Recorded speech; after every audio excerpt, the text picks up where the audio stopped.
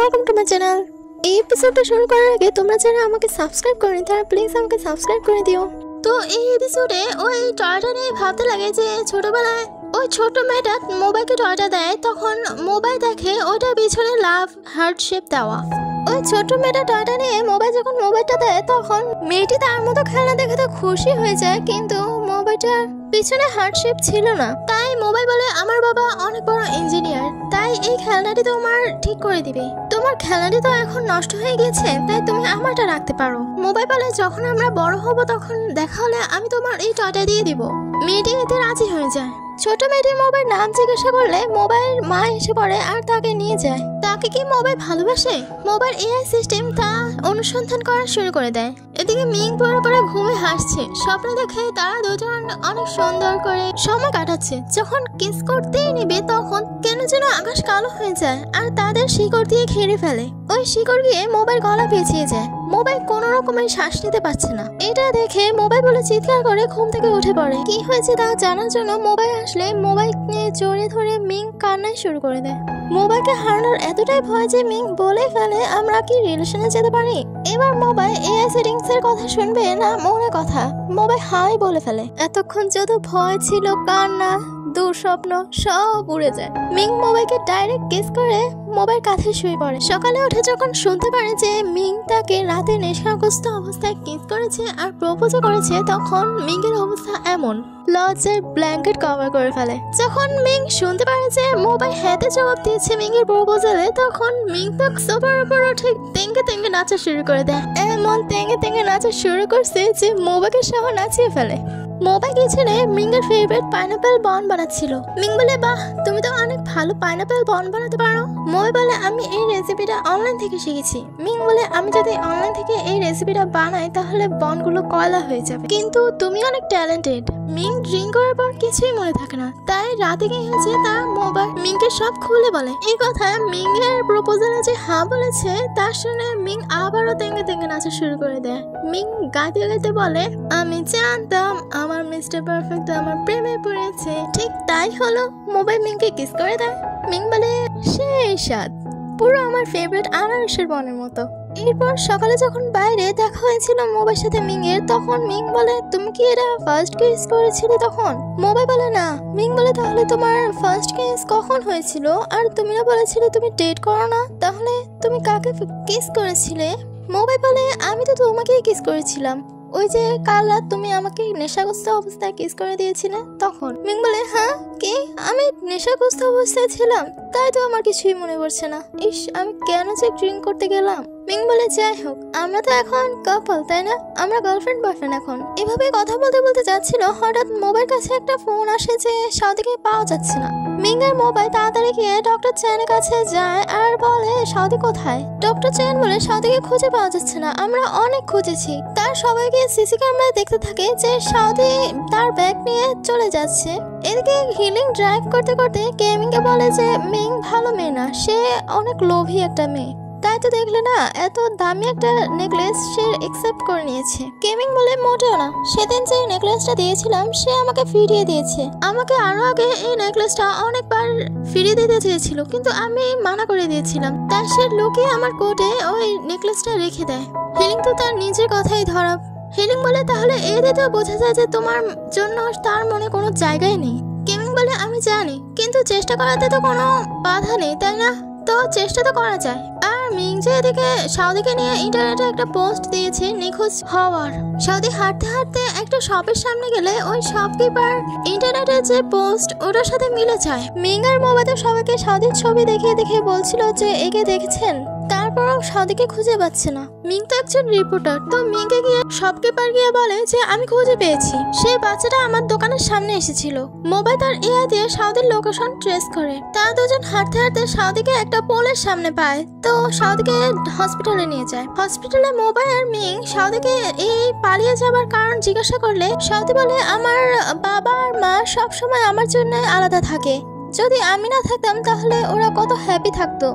আর আমি সবসময় অসুস্থ থাকি। এই অসুস্থতার কারণে আমি এখনো পর্যন্ত হসপিটালে রয়ে গেছি। যদি আমি না থাকি তাহলে তারা দুজন নিউ বেবি বোর্ন করে তারা সুখে থাকতে পারবে।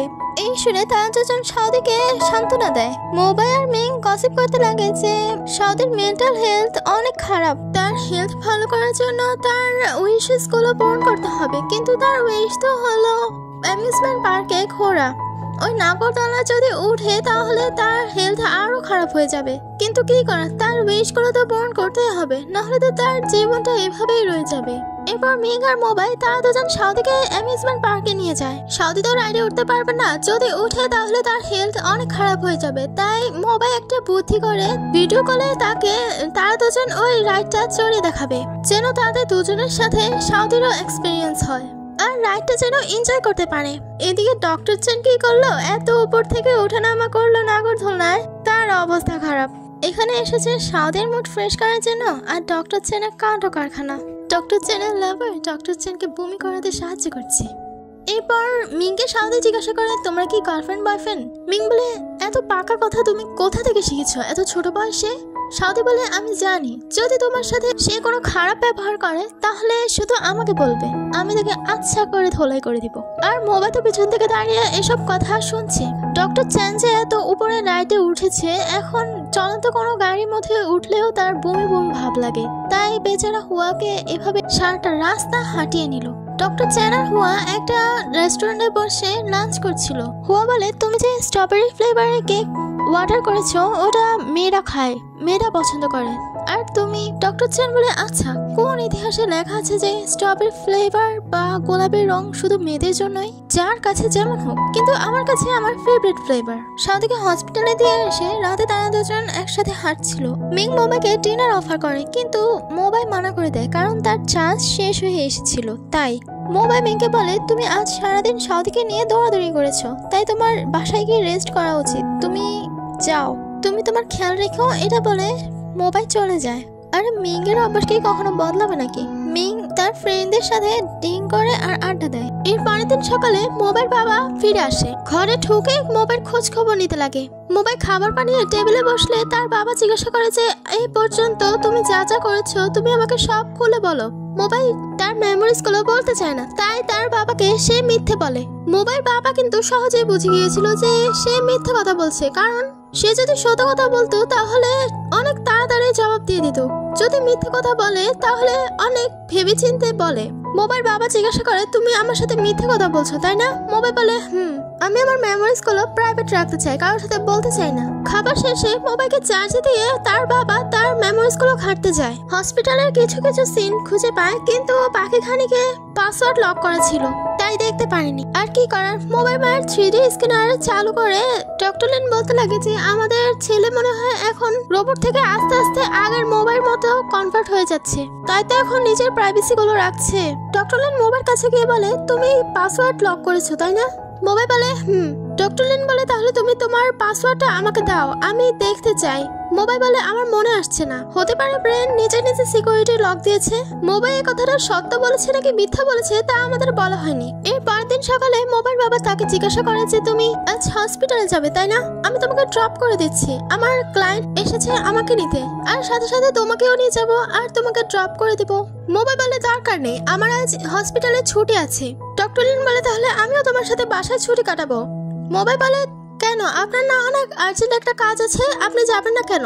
ডক্টর লিন বলে, আমি কখন বললাম যে আমার এত বড় আর্জেন্ট কাজ আছে? বাসায় বসে বসে মোবাইল টিভিতে ড্রামা দেখছিল। ড্রামাতে কিসিং সিন আসলে তার বাবা বলে, আরে এসব ভুয়া, এসব কোনো ফিলিংস হলো নাকি? ছোটবেলায় তো তুমি টিভি দেখা পছন্দ করতে না, কার্টুন দিলেও তোমার ভালো লাগতো না, আর এখন যে তুমি নতুন করে টিভি দেখা শুরু করেছো। মোবাইল বলে, আমার কিছু মিসিং মনে হচ্ছিল, তাই নিজের মাঝে আগে থেকে কিছু পরিবর্তন আনার চেষ্টা করলাম আর কি। মোবাইল বাবা তাকে জিজ্ঞাসা করে যে, তুমি ভালোবাসার মানে জানো? মোবাইল বলে, ভালোবাসা হলো একে অপরকে জন্য মায়া, যার কোনো সীমাই নেই। মোবাইল বাবা বলে, তুমি কোনো ডিকশনারি থেকে পড়েছো তাই না? এর আগে তো তুমি এসব কিছুই জানতে না। এরপর তারা দুজন জগিং করতে যায়। তার বাবার আজব আজব এক্সারসাইজ দেখে মোবাইল তো শুধু তাকিয়ে আছে। আসলে ডক্টর লিন এতটাই বিজি থাকতো যে ফিজিক্যাল ওয়ার্ক করার কোনো সময় ছিল না, তাই ফিজিক্যাল ওয়ার্ক করার ধারণাগুলো একটু কমে গিয়েছে। এমন উল্টাপাল্টা ফিজিক্যাল ওয়ার্ক করেছে যে এখন পুরো অবস্থা খারাপ। ওখানে আবার তাদের সাথে মিংয়ের দেখা হয়। মোবাইল বাবা বলে তোমার নাম কি? মিং বলে আমার নাম মিংয়েন। মিংয়ের নামটা ডক্টর লিনের কাছে একটু আজব লাগে। মিং বাবাকে পাইনাপেল বন দিলে মিং যে বলেছিল আগে পাইনাপেল বনের মতো কিসের স্বাদটা, তো ওটা মনে পড়ে যায়। ডক্টর লিন বলে তুমি কি মোবাইল সাথে হসপিটালের সহকর্মী নাকি? মিং বলে না, আমি আর তার জাস্ট ফ্রেন্ড। সাউচি পাইনাপেল বনটা নিয়ে দৌড়াতে লাগে আর তার পিছে ডক্টর লিনকেও যেতে হয়। ডক্টর লিন সাউচির পিছে গেলে মোবাইল মিংকে বলে তুমি মাইন্ড করো না, আমি বাবাকে বলতে চাইনি, তুমি যে বলেছিলে আমরা জাস্ট ফ্রেন্ড, এখন ওটাই থাকতে দাও আমার বাবার সামনে। মিং বলে আমার এখন অনেক কাজ আছে, আমি গিয়ে তোমাকে কল দিব পরে। বাসায় গিয়ে মোবাইল এটা লক্ষ্য করে যে তার বাবার জুতা ছিঁড়ে গিয়েছে, তাই তার বাবাকে একটা শপিং মহলে নিয়ে যায়। প্রথমে তো মোবাইল বাবা মনে করেছিল যে মোবাইল তার নিজের জন্য জামা কাপড় কিনছে, কিন্তু তারপর জানতে পারে যে তার জন্য না, ডক্টর লিনের জন্য কিনছে। জুতো দোকানে গিয়ে মোবাইল তার বাবাকে পছন্দ করে জুতোও কিনে দেয়। ওই জুতোগুলো তার বাবাকে নিজ হাতে তাকে পরিয়ে দেয়। ওখানকার স্টাফরা এটা দেখে তার বাবাকে বলে আপনি অনেক লাকি যে আপনার ছেলে আপনাকে শপিং করে দিচ্ছে, না হলে তো বেশিরভাগ ছেলেরা এমন করে না। বেশিরভাগ মায়ের সাথে মেয়েদেরকেই দেখা যায় শপিং মহলে। আর এদিকে মামেদ আজান বসে বসে ড্রামা দেখছে আর খাচ্ছে পিচ্ছে। এরপর সিনে মিং আর মোবাইল তারা দুজন বসে বসে নাস্তা করছিল। মিং মোবাইল সাথে পাইনাপেল বন শেয়ার করতে চাইলে মোবাইল বলে আমার সাথে শেয়ারিং করার কি আছে, আমি তো এখন রিলেশনশিপে আছি। মিং বলে এমনও হয়, তাহলে তুমি রিলেশনশিপের জন্য রাজি হয়েছিলে কেন? মোবাইল বলে আমি ওই একটু রিলেশনশিপ কি হয় তা শিখতে চেয়েছিলাম আর কি। মিং বলে ও আচ্ছা, তাহলে আমরা ডেটে যাই চলো। এবার আবার বলো না যে ডেটও করতে পারো না। মোবাইল তো এইসবের কোনো এক্সপিরিয়েন্সই নেই, তাহলে মিংয়ের হাত জোর করে কি লাভ? মিং বলে কাল দেখা হবে এটা বলে চলে যায়। এরপর মোবাইল তার একটা আর্জেন্ট সার্জারি করছিল। একজন নার্স ভুল ইনস্ট্রাকশনে কাজ করছে বলে মোবাইল তাকে অনেক বকাঝকা করে। এইসবের চক্করে মোবাইল তার নিজের ফোকাসই হারিয়ে ফেলে। মোবাইল ফোকাস হারানোর কারণে ভুলভাবে মোবাইল সার্জারি করতে লাগে। এইটা তার সিনিয়র লক্ষ্য করে। এটার জন্য সার্জারির শেষে মোবাইল সিনিয়র ডক্টর তাকে অনেক বকাঝকা করে। এরপর মোবাইল সিনিয়র ডক্টরের রাগ কমাতে।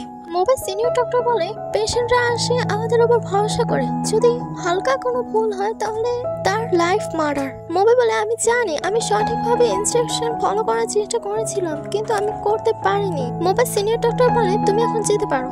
আমি জানি তোমরা আমাকে এখনো সাবস্ক্রাইব করবে না, তাই না? তো জলদি আমাকে সাবস্ক্রাইব করে আমাকে বন্ধু বানিয়ে ফেলো, যেন তোমার সাথে আমি স্বপ্নে দেখা করতে পারি। Like, comment, share. তো বাই।